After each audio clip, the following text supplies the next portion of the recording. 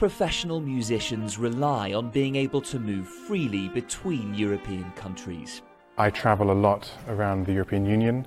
About 50% of my work is within the EU.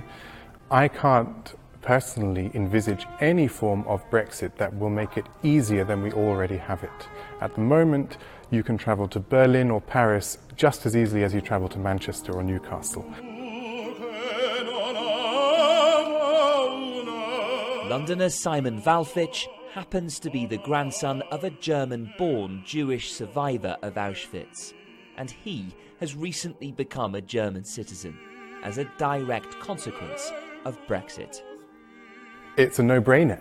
It doesn't mean that I'm suddenly a German, you know. I also have Australian citizenship through my mother. I don't go around saying, "G'day, mate." You know, I do sometimes. Sometimes I go abroad and people say, "Where are you from?" I say, "I'm Australian," just to avoid having to talk about Brexit for 1 minute. The German embassy has received more than 3,000 applications from members of once Jewish German families living in the UK. Prior to the referendum, it was only around 20 a year. For many who voted to leave the European Union, departure means protecting England's green and pleasant land and embracing the world, rather than just the European part of it.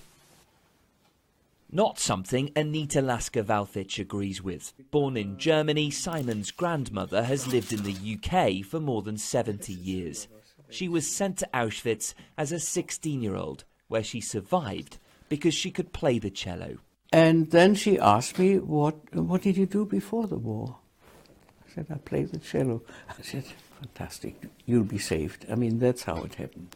Because I arrived at a time when in the camp commander wanted to create an orchestra. Because there were orchestras, which I didn't know at the time, in every camp. It was a matter of, they've got a band, I also want a band. After the war, Mrs. Lasker-Valfich emigrated to Britain. I never went to Germany. I swore never, ever to put my foot on German soil again. So how does she feel about her grandson becoming a German citizen? He's a musician, he travels. He's a European. It's nothing to do with German. You know, I'm not allowing the Germans to think, oh, we want to be German again. Forget it. European. He is a real European.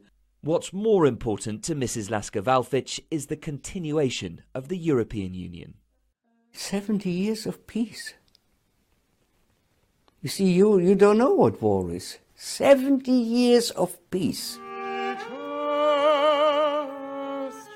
With dual nationality, Simon says he's lucky. Whatever happens, he'll be able to continue playing in Europe and the UK as he does today. Luke Hanrahan, Euronews.